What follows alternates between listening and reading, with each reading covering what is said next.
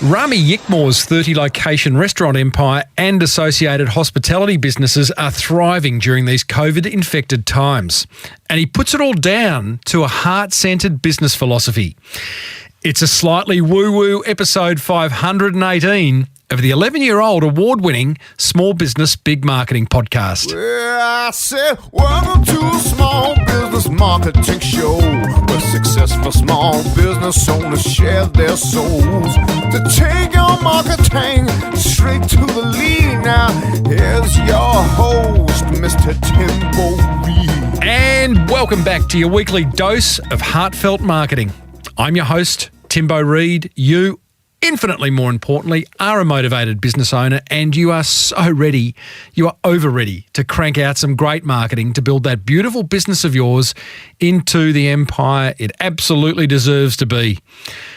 Big episode today. Hospitality guru Rami Ykmour shares his secret sauce, actually his secret sauces, to how he's built a 30-location restaurant business and have it thrive during these COVID-infected times thanks to operating from the heart and to some very clever pivots. This week's motivated listener has created a business they love thanks to some ideas picked up on recent episodes, and I let you in on next week's guest who's successfully built a premium dog food brand from scratch. And guess what? She's a cubicle escapee. We love those. As per usual, team, there is marketing GOLD dripping from the ceiling over here at Small Business Big Marketing's HQ. So let's get stuck right in. Now, today's guest. If you're in the hospitality trade, then you've probably come across Rami Ykmour. If you're not in the hospitality trade, then you need to know about him. On paper, Rami's business achievements are pretty impressive. With a combined annual turnover in excess of $200 million and 200,000 weekly customers, he and his wife Shannon started Rashay's, an Aussie restaurant chain with over 30 locations. But that's not where it ends. He also runs Ruomki's, a food manufacturing facility, a no-prep meal kit business called Udi, and inspired by COVID-19, a modular customer protection business called Guest Guard that manufactures Perspex guards for cafes and restaurants. Seriously, this guy is on fire. There is no stopping him. And what I really love about Rami is his passion for life. He is ridiculously positive. He loves what he does. He cares deeply for his 1,200 staff and his 200,000 weekly customers. And he operates from the heart 100% of the time. So get ready to be moved into action, team. I started off by asking Rami why he does what he does. I love it, man. It's the only thing I understand, honestly. It's the thing that I love best. I love working with people. And it's what I started doing, and I'm not going to stop. I just love what I do. It's a love. I've watched a lot of your videos. I've looked at your social media, and you're one of those blokes, you're one of those business owners that I feel, without knowing you, you are doing what you have been put on this planet to do. I think I'm born to play this game. There's no question, mate. I look at great athletes and I think, yep, you're born to play that game. And hopefully I'm not thinking too much of myself, but I do believe I am born to play this game. You're absolutely right.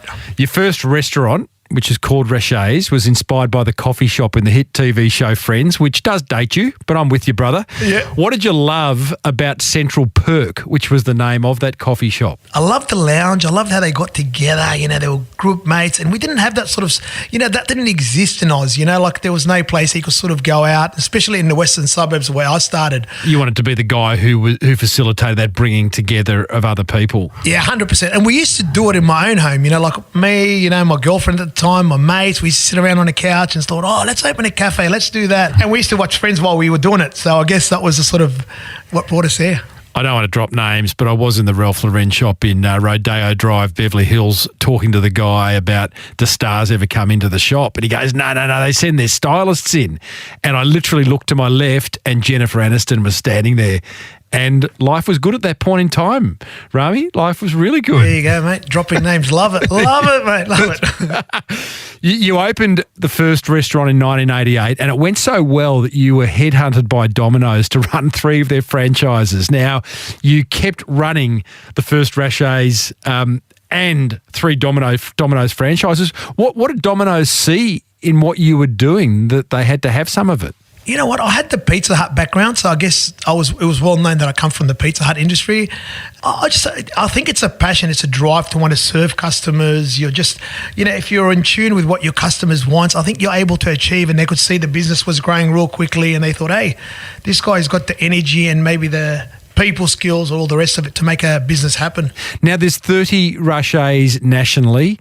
Plus, at least you've got 2 other businesses. You've got Udi, which is a meal kit delivery service. You've got Ruomki. Geez, you go for some tough names, I've got to tell you. Wholesale. That's my name spelt backwards, I guess. I did make it. Yeah.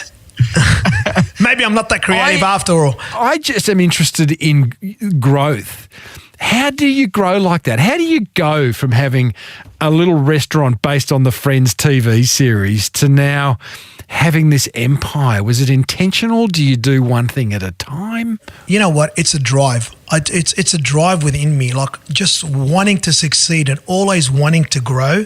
And you're right, it was never, when I started the one restaurant, it was never the intention to start to go into Domino's or to open restaurants up and down the East Coast. That was never the intention.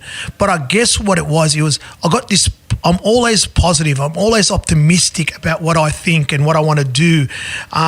So I'm always driven, and I believe you're either growing or you're dying. So if I'm not growing day on day, then I'm very, very upset. I'm not satisfied. So it's a fight within me that wants to always grow, and I'm always looking at opportunities.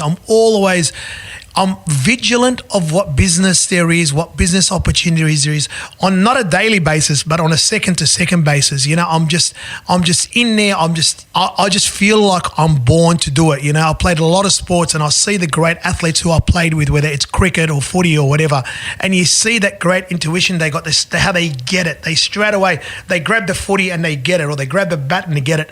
And I just feel like I'm born with that. I've got that. So when I do it too, it comes easy. That's the other thing. That's probably the part where I'm probably cheating the system. It's really no effort. It's just, I'm in the zone. I'm permanently in the business zone. Whether I'm talking to you right now, my head is still going on about business, or whether I'm serving a customer, or whether I'm dealing with a accounting firm, or whatever it is, my business is always going. Take us a bit deeper inside that mindset of Rami. So what's it look like? Could you paint a picture of your day yesterday? You might be talking to a customer, you might be being interviewed, you might be striking a deal, but what's going on inside that head? I'm always looking at what the customer's needs are, or whether it's a customer, or whether it's a partner, or whether it's a business opportunity, or whatever it is. I'm always working out what's a win-win for the two sides, for the two parties. I believe in business that the two of us, whatever it is, whether it's a customer and a restaurateur, or the staff member and the restaurateur, or it's got to be a win-win situation. And I think that's what allows you to grow. People that way get drawn to you. People want to follow in your lead that way. And I think that's sort of the thing that makes you grow in business. Once you have the intention of everybody growing around you and everybody winning, including yourself, you have to win as well. I think that allows you to really grow and really be able to achieve. So you're not looking in every deal, or maybe you are, I don't want to put words into your mouth. It doesn't sound like you're looking to rape and pillage every opportunity that comes your way. Instead, you're going, well, there's a little bit in here for me, there's a little bit in there for someone else. Both of us are going to win. Let's do the deal and let's look for the next one. Is that kind of how you think? Absolutely. And you got to, and don't do that straight away. Do it quickly. And I don't sleep on decisions. I make the decisions, and yes, I do fall over sometimes, but I prefer to make 100 decisions a day than one decision a day. So it's go, go, go, go. And I find, and sure, I've made mistakes, and you're going to make mistakes by making decisions on the run. But I believe in today's world, maybe not even today's world, maybe that's again, and having that intuition of business, maybe I've been blessed to be able to make those quick decisions, and that's a secret for me. Quick decisions. So I'm very agile, happy to pivot the business in whatever direction it needs to go. And I do that by really understanding what my client or my business partner or whatever needs are. Absolutely come across as one of those blokes who has the courage to honour your intuition. You say you don't think, I think even people who act that quickly around decisions have that split second, is it a yes or is it a no? Right, it's a yes, let's do it. I noticed in one of your videos that you talked about at one point you tried to get all corporate. You got the C-suite in, you had a chief executive officer, you had a chief marketing officer, you had this and that, and you were very respectful in the way you said it, but the outtake of what I heard you say was it didn't work.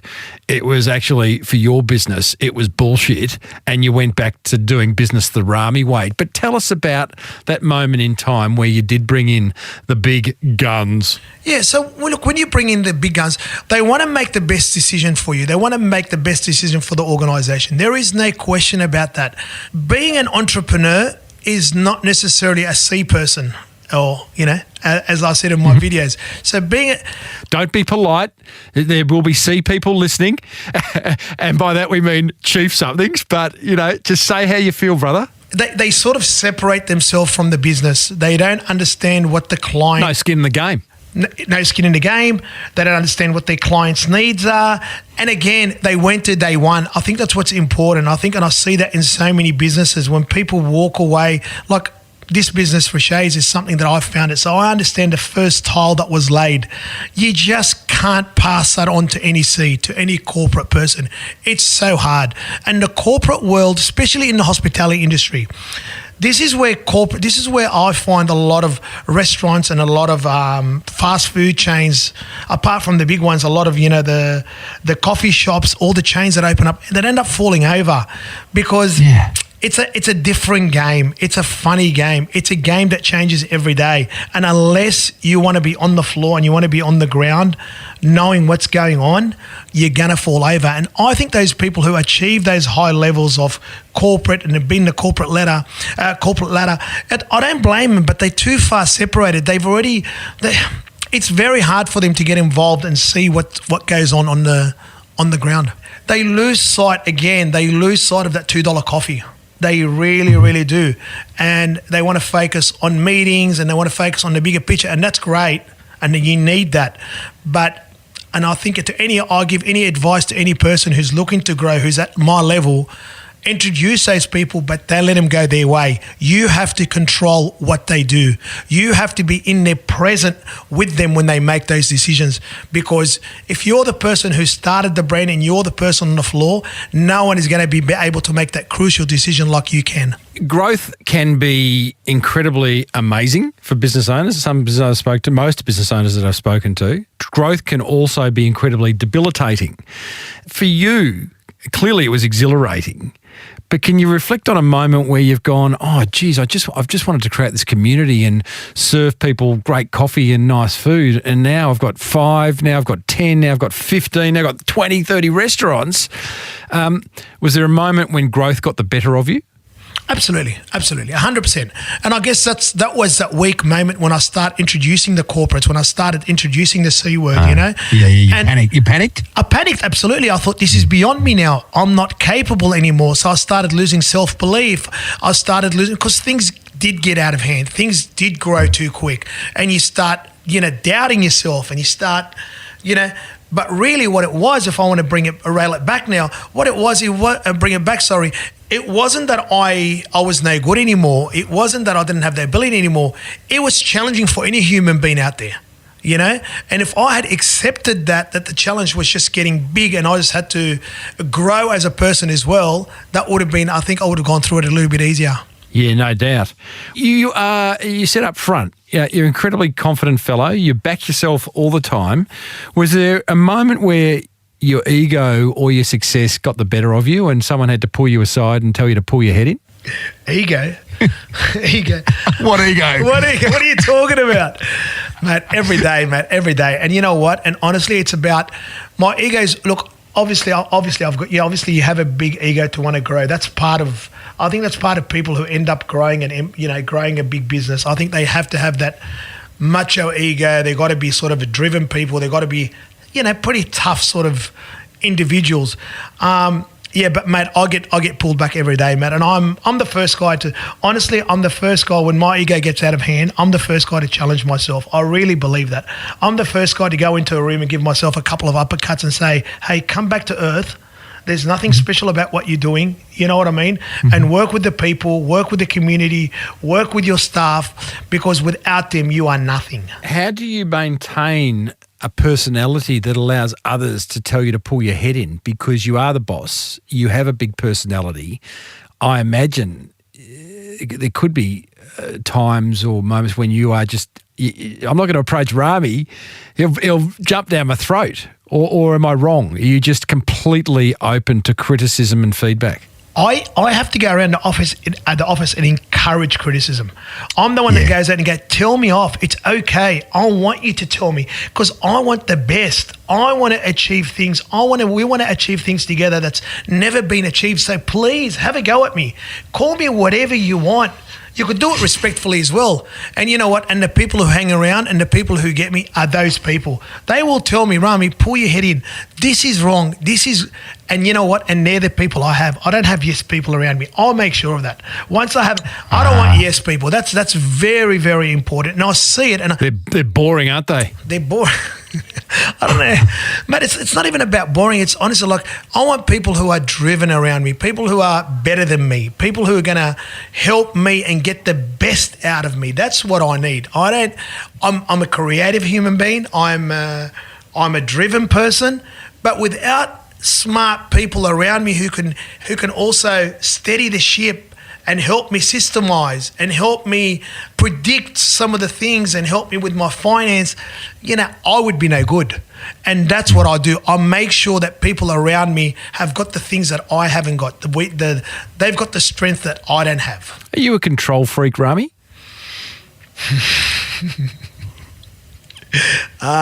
Mate, I would say I am. Honestly, I would say I am. I'm a control freak.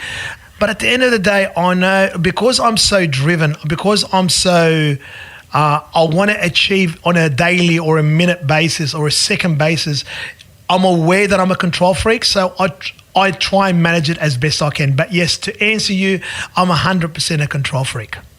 How do you manage it? Because I speak to so many business founders, right? And my respect for them is like, well, you've created something very special. It is your baby. You were the person who had the idea initially. You brought it to market initially. For a period of time, you were one of 4, 5, 6 employees. So it was still a little business. But at some point, that baby grows up. You get sort of dragged in every direction, from having to make major strategic decisions when a pandemic comes along to making sure that that coffee is continuing to be delivered in a way that you loved from day one.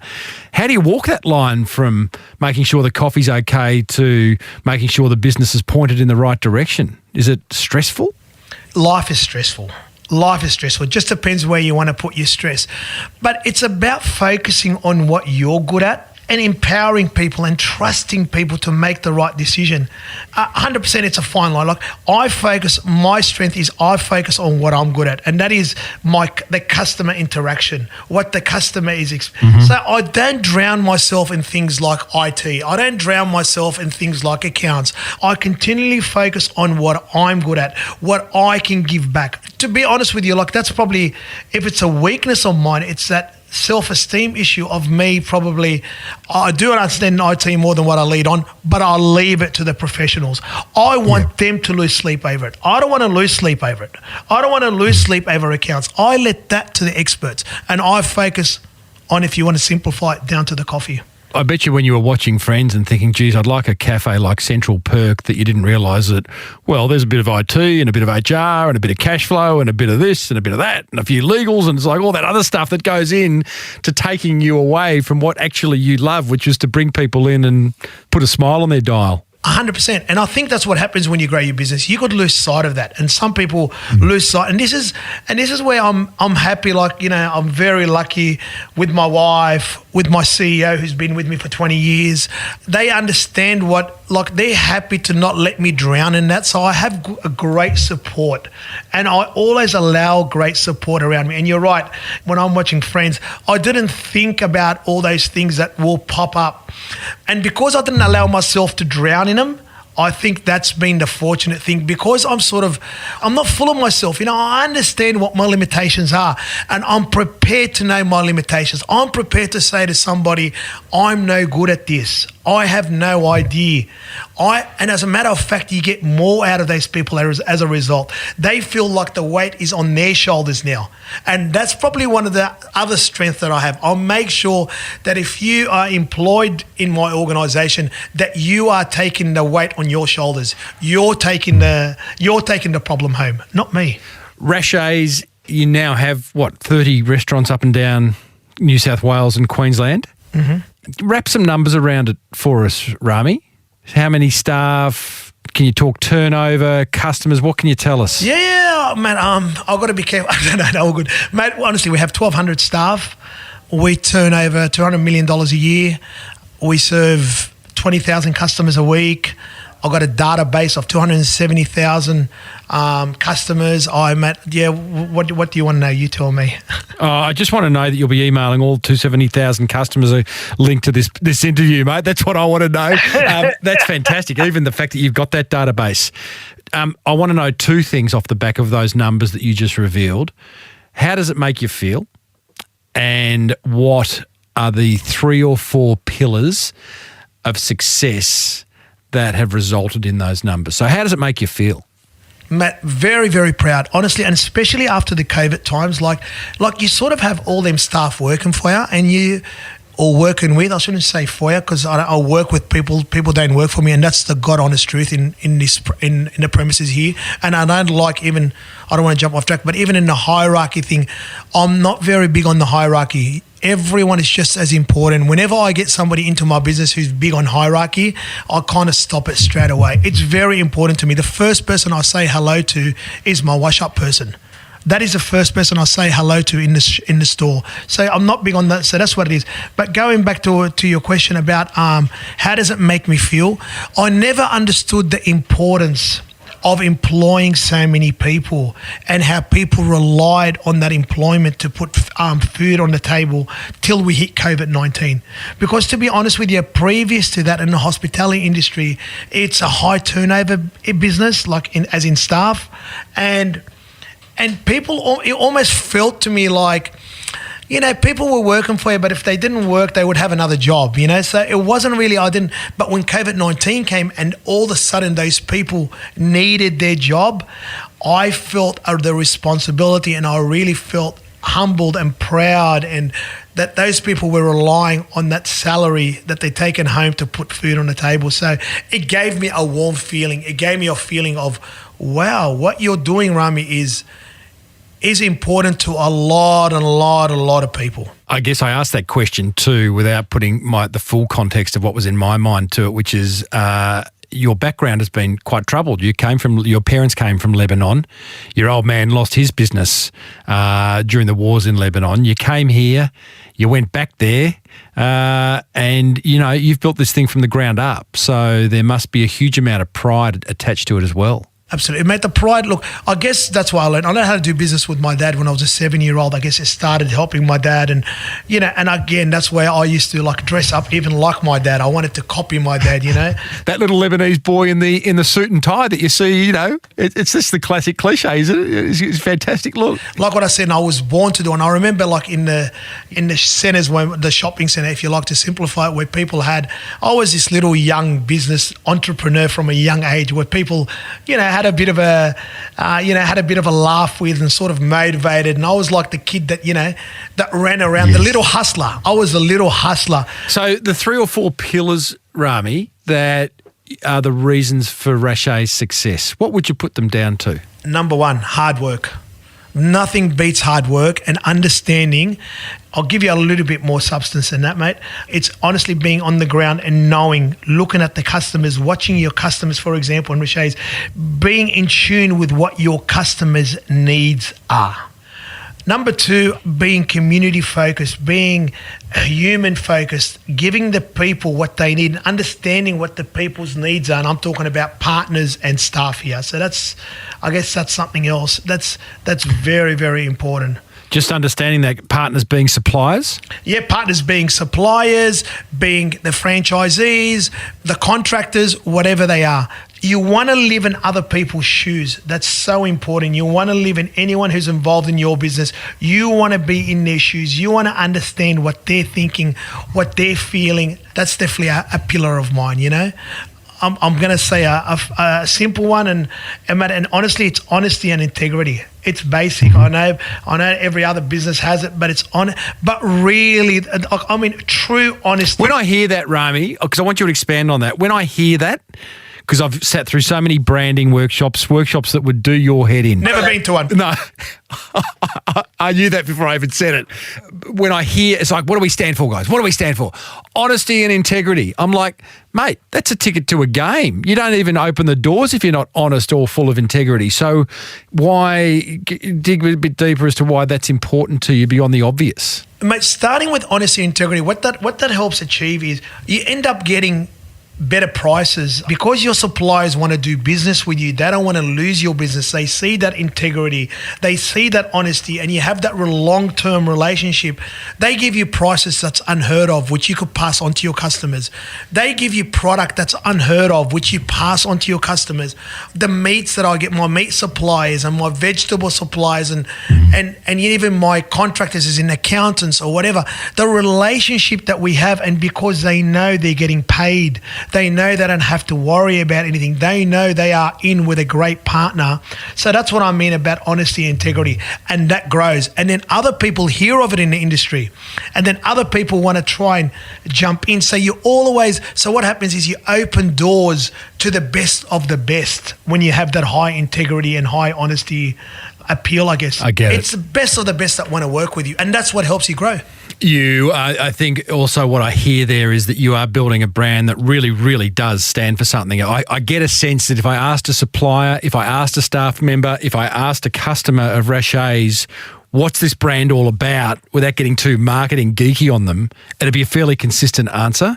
And as a result, you're sort of building this sort of emotional connection between these people that is very, very hard to break. And they want to do you favors. They want to be a part of that brand. Absolutely. It's family, and you feel it from the second you walk in. It's the way I speaking to you right now. It's the way I speak to my suppliers. It's the way I speak to my staff. It has to be a family interaction. If it's not family, like one of the things that I say to my staff, to anyone who's getting employed, if you're looking for a job, you've come to the wrong place. If you're looking to join a family, then welcome in. We'll open the door for you and we'll give you back to my culture. We'll give you the Lebanese hospitality. We'll make you coffee, sweets, and we'll feed you. But remember, you're jumping onto a family. You're not jumping into a workforce. You're not coming to work for me. You're deciding to come to join my family. That's important to me. And I think that's another pillar that's helped us grow 100%. You know, because I look around and the office is behind me. You know, people around who've been here for 20 years, and that's a huge, that's how you grow success. If you had a high turnover, you got absolutely no chance. You got pretty low turnover for your industry? Mate, 100%. Mate, yeah, like we are... 100% turnover? Yeah, no, I wish, mate, it's not 100%. But I would say, and I haven't looked at the numbers, COVID-19, I think we've had zero, but that's another story. But pre-COVID-19, like especially the senior staff, I mean, you know, we obviously have 1,200, so I don't keep track. And it's, again, a number, I don't know what the real number of turnover is, but I could tell you we're very low. And the reason being is, again, the training. We want to make sure it's a training that we instill into people. We are ahead of our game in the field that we play. When it comes to casual dining, you know, the online training, the support mechanism we have, the shoulder-to-shoulder training that we have, we are so focused on people because that's a game that we're in at the end of the day. And I guess that's why you have that low turnover with people.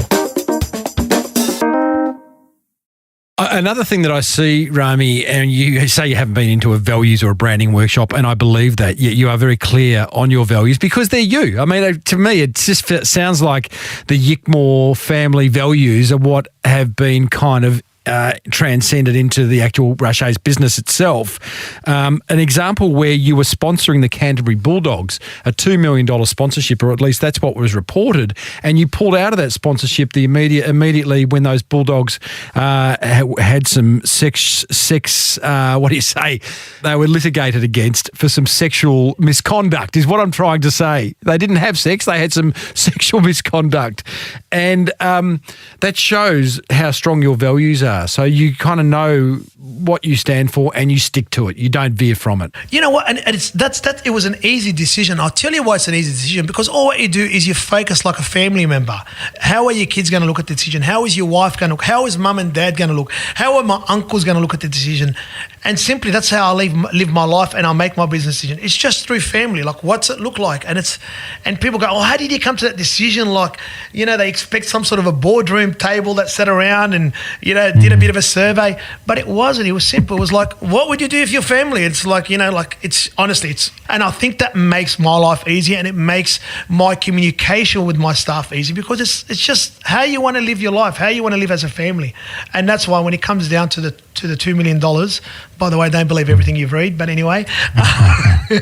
But yeah, mate, honestly, it was a simple, it was easy. It was just a simple decision. I heard that, I got called, they said blah, blah, blah. It was like, okay, I got a call, and this is in no way something that my brand that I built for 23 years, it doesn't say anything about my brand. I got to completely run in the opposite.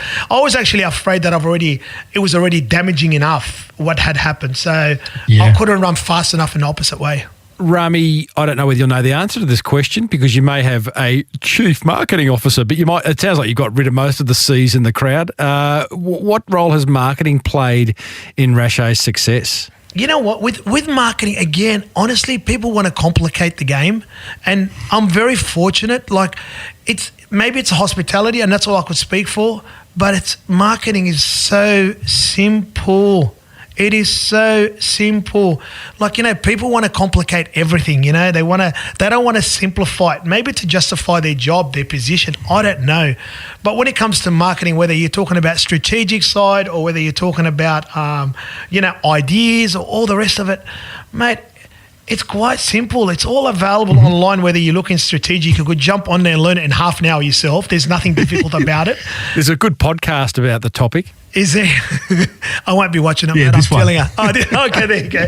Thanks, mate. No. But in honesty, mate, whether it's strategic or whether it's, or whether whether it's tactical. A tactical, mate, it's on it. Just work like it's simple. What do you mean it's simple? Like, what are you referring to? What's simple about it? Like, is it just intuitive? Like, it's just obvious? And I agree with that. I was talking to a guest earlier about customer service, and it's like, I'm going to go as far as saying the majority of customer service experiences leave you sort of wondering, really? Did that just happen?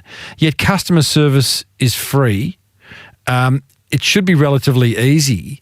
And yet so many businesses get it wrong. So I agree. Like, marketing should be simple, and we do overcomplicate it. But is there a particular area of marketing that you use to pull in a crowd? I tell you where we get it wrong. I tell you what we need to think of. When we think of marketing, it starts honestly with the people that you employ, how you speak to people from day one, what sort of people you have in your business.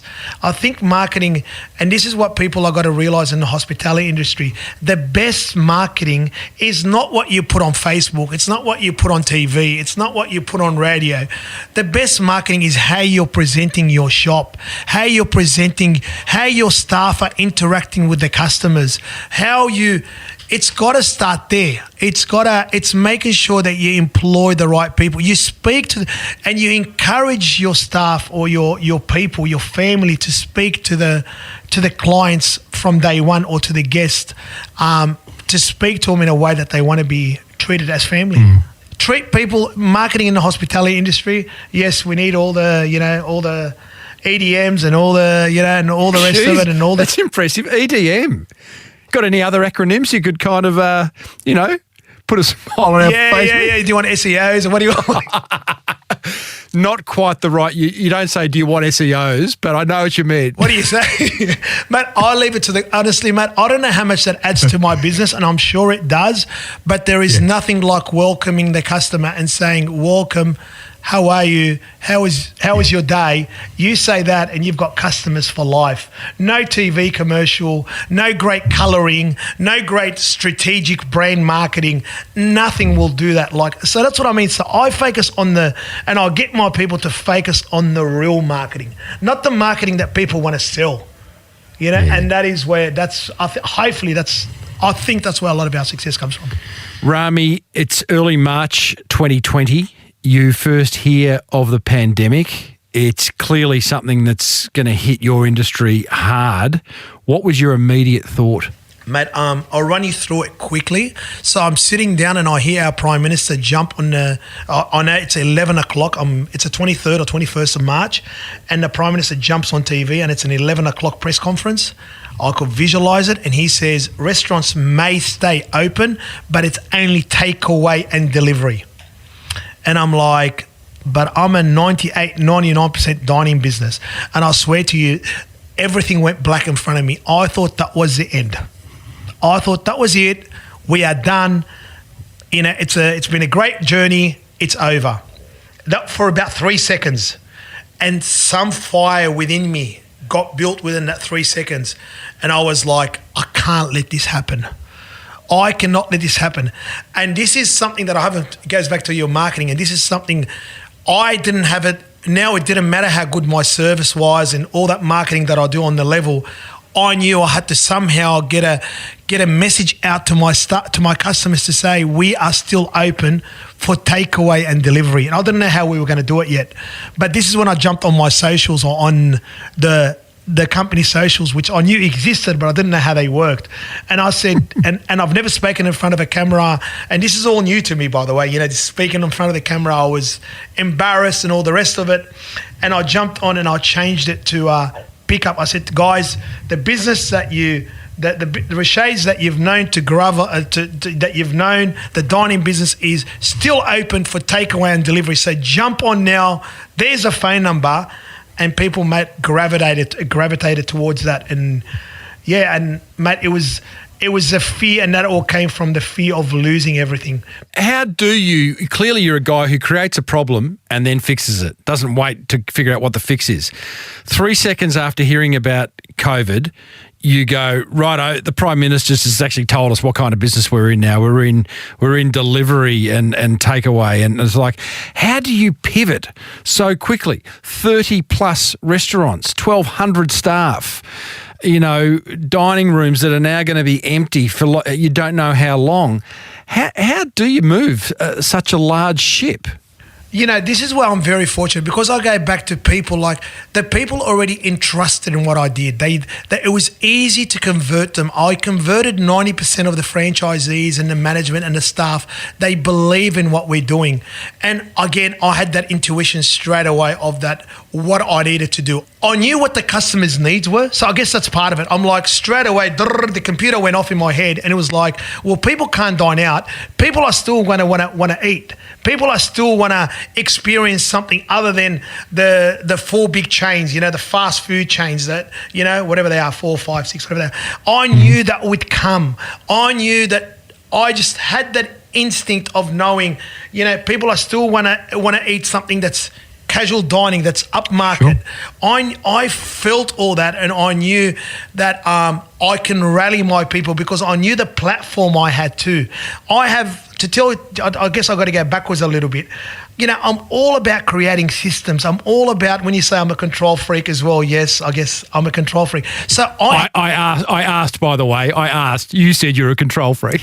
Did you? I have a hub where everything gets delivered from, where everything gets produced. I don't know if you know this, but we do our own bakery, our own butchery, our own fruit and veg preparation. So I've got full control of what goes on. So it was quite simple for me to pivot my business. So without selling myself that I did magic, I did have the right platform to help me pivot my business very quickly. And where other businesses in my space didn't have that. And I guess I had the fortune as well of foreseeing what the customer's needs would be.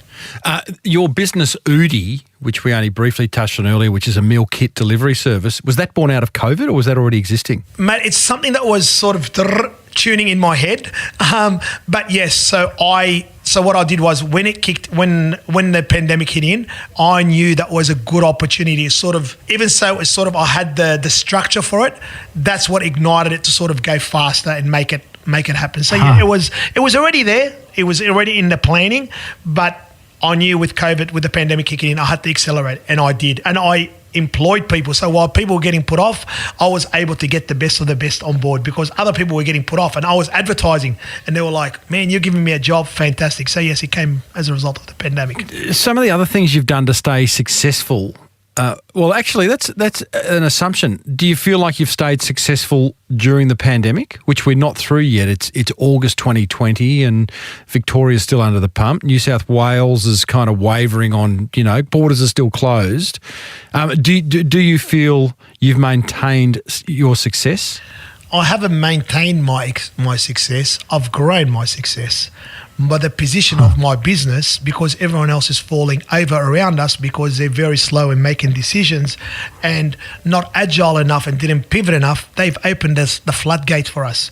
So mate, I've been very, very fortunate. And not to say I've been fortunate on other people's losses, but it is, the market has opened up. We're in a position that we've never been in before. We have hit record sales. My business has never been in a better position than it is today. And I think it's because we've moved our business to suit the current climate. It's like in any contact sport. The first thing the coach will say is like, at least stay on your feet. At least. If you can't get the ball or you don't know what to do, at least you're on your feet, you can make a decision, right? And run forward or backwards. So that's what you've done. I didn't stay on my feet. I started running. I knew it was an option. But that's what I mean. I didn't just stay on my feet. As a matter of fact, I saw a chance to start running faster. And that's the things that I told my franchisees. I could foresee what was going to happen in the market. I can see that people were going to fall over. I can see the demand was going to be there. And I said, this is our chance, guys. Week 1 wasn't great. Week 2 wasn't great of the pandemic. But come week 4 and week 6 of the pandemic, we couldn't keep up. So, yeah, I saw the market opportunity. You said 90% of your staff and franchisees came along for the ride. The 10% that didn't, have they come around or have they left? Oh, no, they've come around, mate, a long way now, man. I can tell them I'm a very, very fortunate position. I can tell them what I want now. I've got them in a pretty good position because honestly, and they did. I'll tell you of a great success story I had with it. I'm allowed to say McDonald's. I'm allowed to say whatever I want, right? Do whatever you want, mate. Whatever I want. So, mate, in the Harbourside, there's a Rashay's and there's a McDonald's. And McDonald's closed down. McDonald's shut shop. Rashay stayed open. And now the Rashay store is doing double the income that it was doing when, you know what I mean, before COVID-19. Yeah. And people saw us because people were still around and they're going, hang on, the Golden Arches aren't there, and this bloody Rashay's brand is still existing. They're still opening. People saw us as fighters. People saw us as everything. And honestly, people see that. Yeah, you want marketing. That was the greatest form of marketing I did. Stay open. Show people that we are fighters. Because people want to be with fighters. People are drawn to people who are passionate and want to fight. That's a great story. There's a whole keynote in that, Rami. Mate, tell me other things that you've done. I know another innovation for you has been you've come up with some glass petitioning. You've gone and invented some glass or Perspex petitioning that you've now installed into all your franchises and are selling to other restaurants. Absolutely. So all what I did, again, what would I want my family? If my family was dining out tomorrow, what would I want for them? I'm like, what about we put a bit of Perspex and frame around them? What about we do that? It came actually, I was thinking of my father-in-law and my mother-in-law, when when the pandemic is finished, they would still want to sit in some sort of and feel safe. And that's how we all clicked. The next second, but that was within a week of the pandemic happening. I was like, man, I'm doing this, start drawing this. How do we make them? What do we do? And again, the thought comes from what it's simple. What do my customers want? What would my family need? What would people around me that I know and love, what would they need?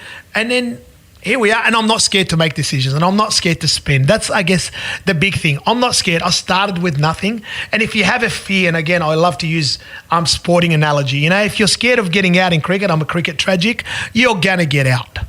You know what I mean? It's that simple, mate. If you go in there and you want to play your shots, you're going to play your shots. The second you think you're going to get out, you're out. I always challenge people who have had a modicum of success and have got a bit of dough behind them now. Would you have said what you just said prior to your success? 100%. 100%. I've always had that thing where just go. Do not be scared. Spend, absolutely. Spend everything. If you're in business and that's the way, it's like, again, I mean, I'd hate to make this a sporting show right now, but it's like a footballer going, I'm gonna save 20% of my energy. What for? You're out there playing first grade now. Make it happen. What are you saving it for? If you want to play that game and you're playing it from your heart and you're really a true entrepreneur, you're a true businessman, what are you doing? Why do you need 20% backup? Obviously, you don't back yourself enough. You know those people that say, I've got to keep a bit of money on the side? Well, obviously you're not backing yourself. Obviously you don't back yourself enough. Obviously there's something in there that there's that doubt. And once you have doubt, when you want to play in the big time, I say that again, once you want to play in the big time, you can't have doubt. You can't have a second, you can't have any element of doubt in you. And I guess whether I'm blessed or fortunate to have that, because I see people around me that have it. I don't know where I get it from, but I don't allow doubt or that to get in the way. I just go. That's awesome, brother. What a great conversation. I can't believe you only found your voice and, because you've got a great head for radio. Sorry, I mean a great head for TV. You've only found that in the last few months, mate. I mean, you got a lot to give. Look at this, mate. I love when the Combank come up and said they want to use me, Nad. I'm like, those guys are really in trouble, mate. They are really. Isn't there name other models out there? But I guess, it is what it is, mate. Well, I've got to paint a picture of Rami, which is he's an attractive bald gentleman, big sort of gingery, greying beard. Looks like he just got off a Harley, and if he didn't smile, looks like he's about to kill you. So other than that, he's like, I love it, mate. It's an awesome story, Rami, and well done, mate, on pulling yourself and the 1,200 staff through this terrible pandemic that we're going through. Rashay's is the restaurant up and down Queensland and New South Wales. I think where I would direct people the most, if you wanted to find out more about you, is your developing YouTube channel, Rami Ykmour. What is it? Ykmour. So it's Ykmour, and you're putting some good stuff out there, mate. It's even if you were to watch some of your stuff each morning to get a bit of an injection of inspiration, it would be a good thing. Good on you, brother. Thank you so much, mate. What a great bloke. Hope you agree.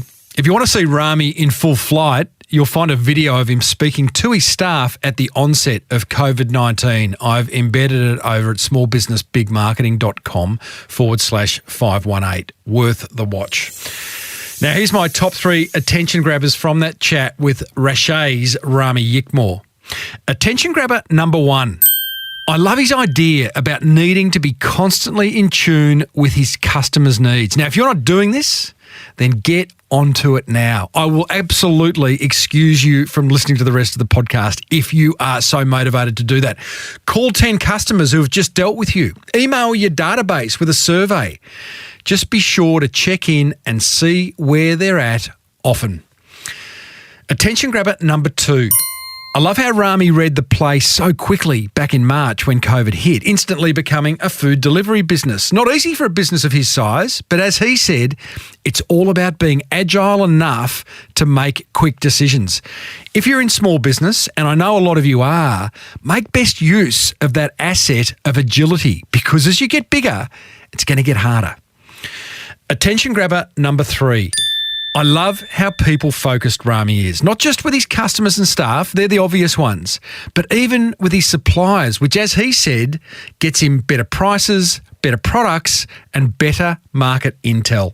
That's what grabbed my attention. I would love to know what grabbed yours. Head over to smallbusinessbigmarketing.com/518 and leave a comment.